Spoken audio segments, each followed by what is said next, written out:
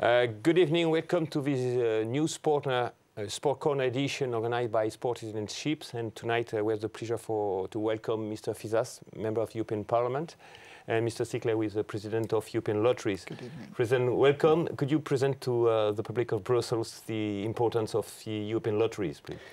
European Lotteries is the umbrella organization of licensed lotteries in Europe. We are having more than 80 members, doing a turnover of approximately 100 billion euros, financing sport with 2 billion, and among our members are some of the biggest sports betting operators in Europe. Okay, so one of the topics you're now tackling is the phenomenon of match fixing. What is your opinion about this overall problem? In my view, match fixing is still underestimated. That means it's, for me, one of the biggest threats to sport, for the integrity of sport. It's still growing. There are estimates of 500 billion up to 1,000 billion euros of illegal sports betting worldwide, and the number of fixed games, of manipulated games, is still growing. Growing, huge amount of money. Regarding sport integrity, Mr. Fisas, what's the European Parliament opinion and possibility to combat it?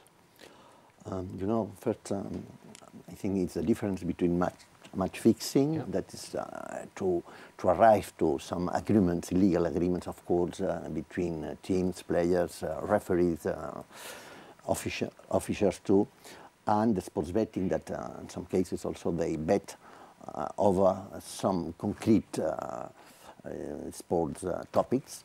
But anyhow, I think really that is the biggest threat on the sports now in the world, in Europe, and for the sports. Of course, it's not only an European phenomenon. That's the problem, because when you play, for instance, a football match, you don't play only between the European Union countries, that wider. And then the Council of Europe has a role to play, also very important. It's not only the European Union, and it's a criminal problem. And it's very important that member states take the, I would say, legal ways to fight against this phenomenon. Yeah. President, do you think that the response brought until now by the member state and the European institution fits with the importance of the phenomenon? Are you satisfied by the answer brought by the political institutions? Let's put it this way, it's getting better. Okay. I think the awareness raises, and now you have the convention, you have several resolutions by the European Parliament. So the European Parliament is now getting very active in this field. And I believe that we really have to combine the efforts of political institutions, of the member states, of policing, of the federation, sports federation, to make this combined effort to fight against this threat. Both said that it was really a big threat against sports compared to doping. Yes, I think doping is still a problem. I don't say that it solves all the problems about doping, but we have the institution, we have WADA that is fighting against doping. We have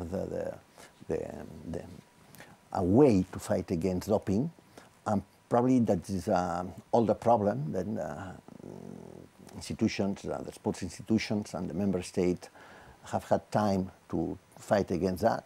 But this phenomenon of match fixing, I think, is more new, and then we are not fully ready to fight against that. Is it your opinion? For me, it's about the same. You see, for me, this phenomenon is also working on the credibility of sport, like doping. So I would say it's equally dangerous, but here you have organized crime behind, and organized crime is investing now in the manipulation of sport events, also to launder money, to transfer money. And so these illegal bookmakers are being used to transfer huge amounts of money, to launder huge amounts of money. A lot of these transactions are being done in Asia. And here you have the problem that you have perhaps games manipulated in Europe, that you have a criminal organization sitting somewhere, perhaps also in Europe or in Asia, and you have bookmakers that are located in Asia. So the problem is really complex, and this makes it so hard and so difficult to fight against. If we come back to the European Parliament, Mr. Fisas, you are the co-president of the new Intergroup for Sports. Do you have in mind to put this issue in your agenda for the coming year? Yes, by sure. That will be one of the main topics that we are ready to discuss with that. Now we have our first official meeting with the Commissioner, Navracsics, that is coming to see us. And I would like to raise this problem to the Commissioner and to tell him that he knows, of course, the importance of this problem and the need to take very strict measures against that. But I repeat, it's not only a European Union problem. It's in many occasions it's online, and as you said, that happens especially in Asia.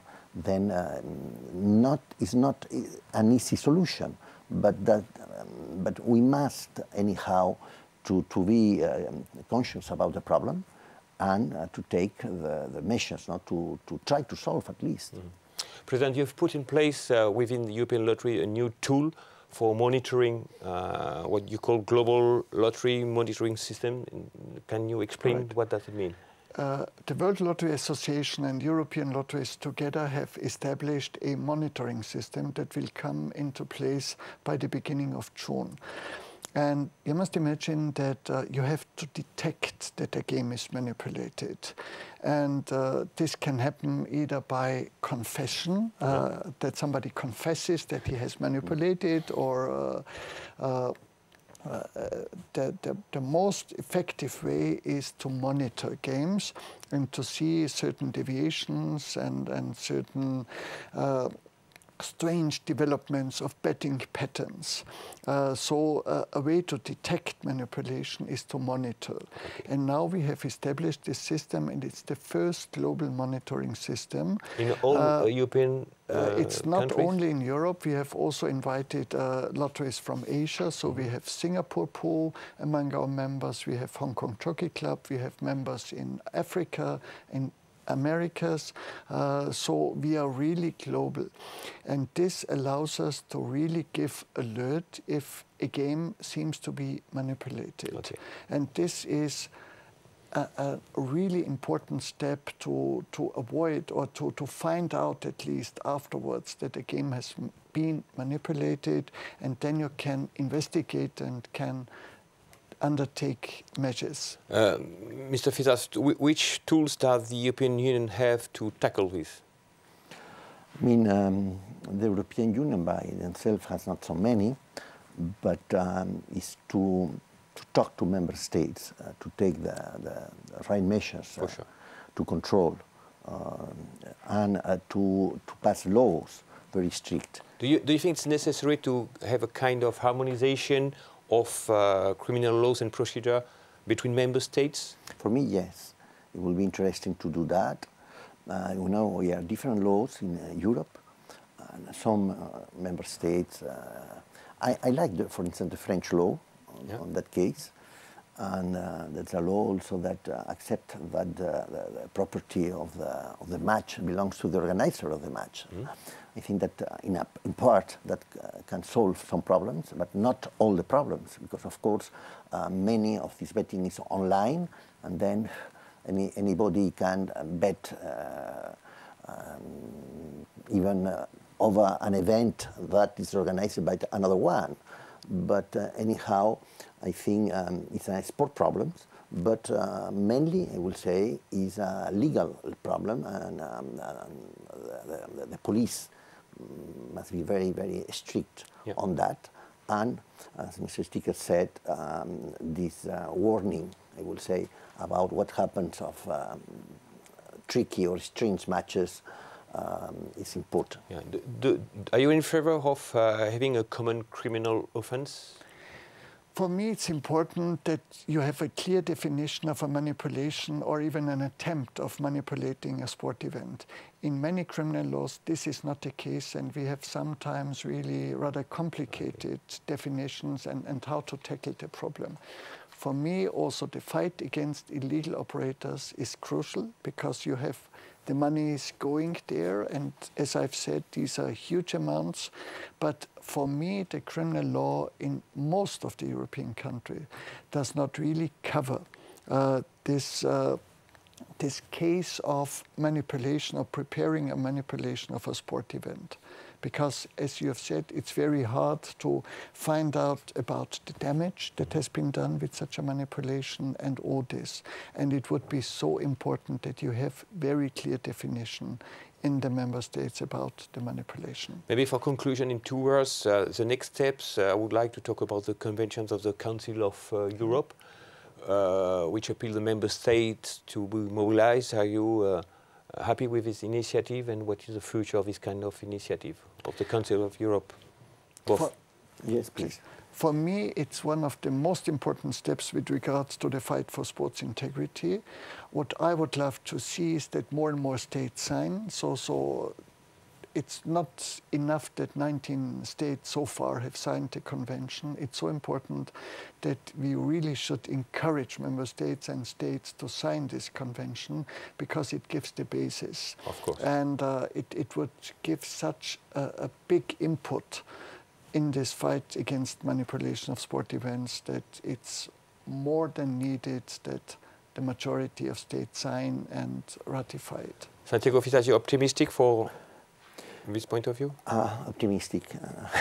We see that there's a big problem about the integrity of sport. The sports with cheating is not a sport for me, and then that's the main problem. And of course, I said that the Council of Europe has a role to play, very important there, and the member states must be conscious about that.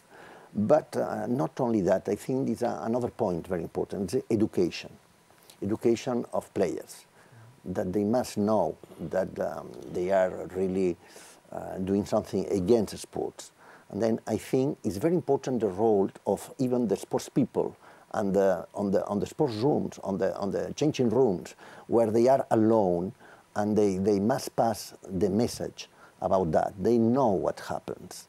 And then I think this role of the world of sport, I would say the most important people that are the players, to talk to the other players and to say that is not sport. I think that is a key problem. Okay, thank you, Mr. Fisas. Thank you, Mr. Stickler, for having delivered this positive message addressed to all sport people. Thank you.